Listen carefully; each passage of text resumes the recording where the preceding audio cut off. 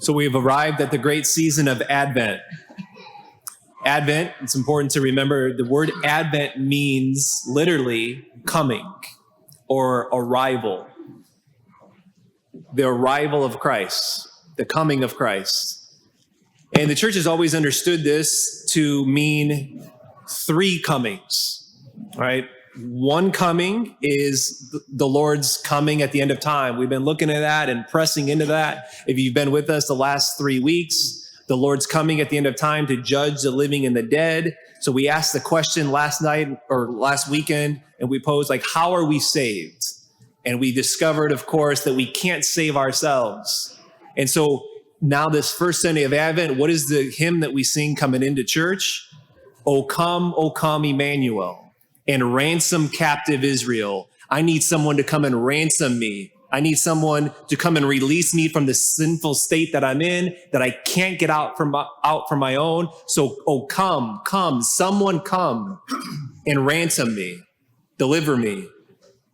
And that points to another coming, a second coming that we're supposed to press into in Advent, and that's Jesus or God's coming in the flesh. That's the one that's kind of more on our mind these times as we approach Christmas.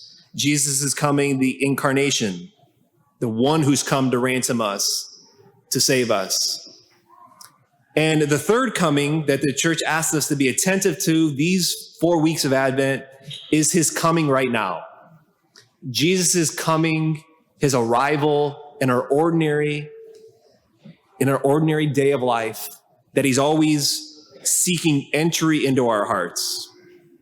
So this homily could be just be like, all right, do a better job at that. Let's be attentive these next 3 weeks. Be attentive to this coming of God's arrival into our hearts in our normal day of life. Let's do better. But I want to be more practical. I want to really help us notice God in our lives. So 3 things: becoming aware of our inner movements. Secondly, resisting those movements. And then third, an Advent challenge for us all. So first, becoming aware of those inner movements. It's not uncommon for someone to express to me in one setting or another that they feel that they've slipped into a spot where they're just going through the motions. And oftentimes they're coming to talk to a Catholic priest. It's they're naming that on the spiritual front. I feel like I'm just going through the motions at Mass or in prayer. And one of the first things I do is I try to help them to see that going through the motions, it can be a thing that just permeates and can happen in a lot of different areas in our lives.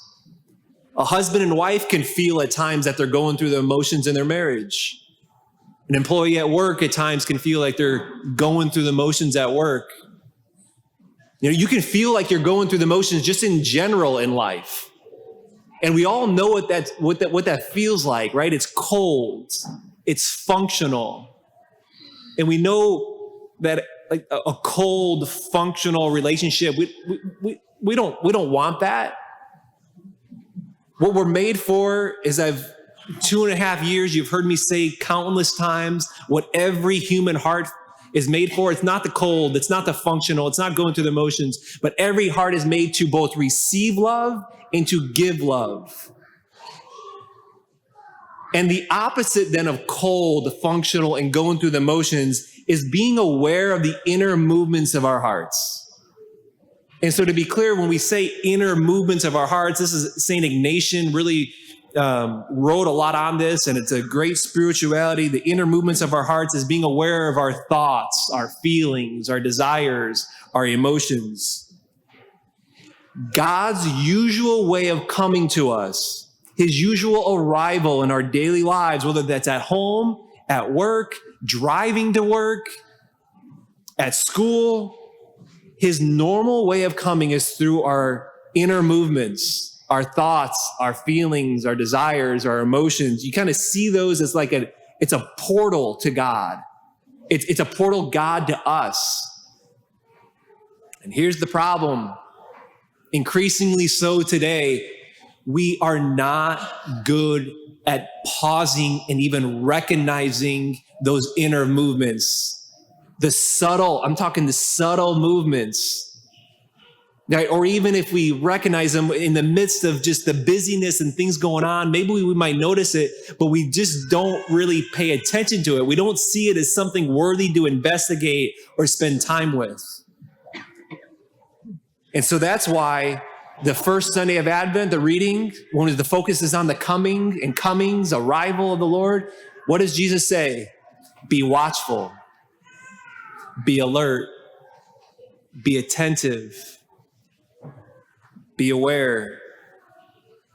Be aware of those inner movements, and like I said, they can be subtle. As a point of illustration, I'll share for myself. A few months ago, I was in a little bit of a spiritual funk, or I was in one of those maybe going through the motions seasons over the course of a few weeks or a month.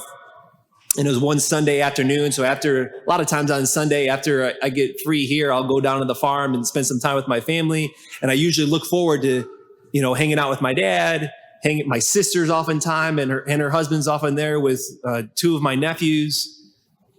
So I was looking forward to that as I'm driving home, and I pull into the driveway. I notice my dad's truck's not there, and I notice my sister's car's not there. As I pull in and I put the car in park and I turn the car off, as I'm there for 30 seconds, then the phone rings, and I hear right away on the phone say hello, and it's turn around, see Uncle Mark. And my sister says, hey, I think we just passed you on the road. You're home. If you're home now and you're staying, we'll come around. We'll come back. And sure enough, they did. Hung up the phone. But what I realized was when I pulled into the driveway, I had this, and I didn't realize it at first, but after the phone call, prior to the phone call, I had this subtle, very subtle, just downcast movement in my heart, like this very subtle sadness in there.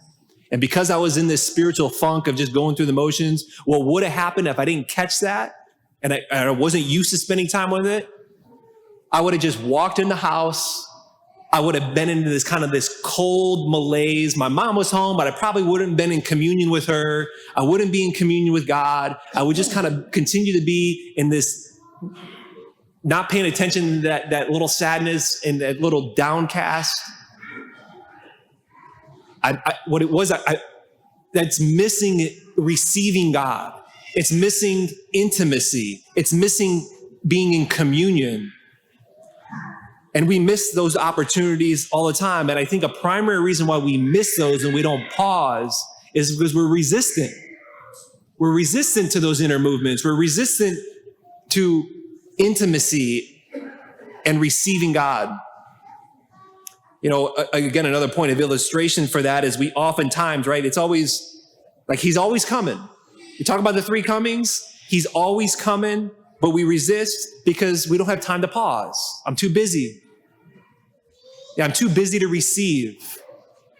Or it's just like, with everything going on, it's not worth spending time there with that. And like I said, on my off days, I oftentimes go home, and when I'm there at my parents' house, my sister usually comes over pretty early with the two kids, Luke and John. And at some point in the morning, I set a time aside to I try to clear out my email inbox. And I do it leisurely sitting there in the living room. And so Luke knows okay, this is the time all right, Luke, we've been playing this morning, but now it's time for me to do this. But as anyone who spends time with a three-year-old knows that three-year-olds don't obey rules. Okay? They are annoying in their love. Okay? It's hard to push children away in loving, with their loving. And so Luke comes over, he knows the time, he knows kind of the rule. He comes over to Uncle Mark, but he also comes over to Father Mark, who for a living talks about the importance of receiving love and giving love and talking about the inner movements. And as he's there and he's asking to play, and Luke, no, I'm busy. And because 3-year-olds disobey, he crawls up into the chair. He's kind of crawls up into my lap. It's like, Luke, leave me alone right now. I'm doing emails. I'm busy. Then he begins to put his face in between my face and the computer screen, kind of leaning over, and I'm just ignoring him, and I just lean further away, and I don't even look at him. And then he proceeds to take his fingers and just pound away at the keystrokes, try to ignore that further and brush them away. And finally, I close the computer, put it to the side, all right, and I embrace them and wrestle with them and tick them a little bit, flip them upside down a couple times. And then he gives me this most tender kiss. And all of that being 90 seconds, all that 90 seconds maybe, he jumps down and runs away. I spent more time resisting him than he even wanted to engage with me. That's what we do with Jesus all the time. We say, I'm busy. I don't have time for you right now. And Jesus is just like that disobedient little child, just saying, I'm right here. I'm not going anywhere. And whenever you decide you no longer want to be lonely, whenever you decide that you no longer want to go through the motions, whenever you decide that you will allow me to love you, I will jump up into your lap and love you in seconds with a love that is so deep and a consolation that permeates so wide that it will renew your heart. Because he just says, I'm Emmanuel. I am, which means that is, I am with you. I come. Do you ever even notice me? Are you aware? Are you aware of the inner movements in your heart, your thoughts, your feelings and desires, which are portals that I want to get to you, that I want to pour my love into? The Lord's coming for you.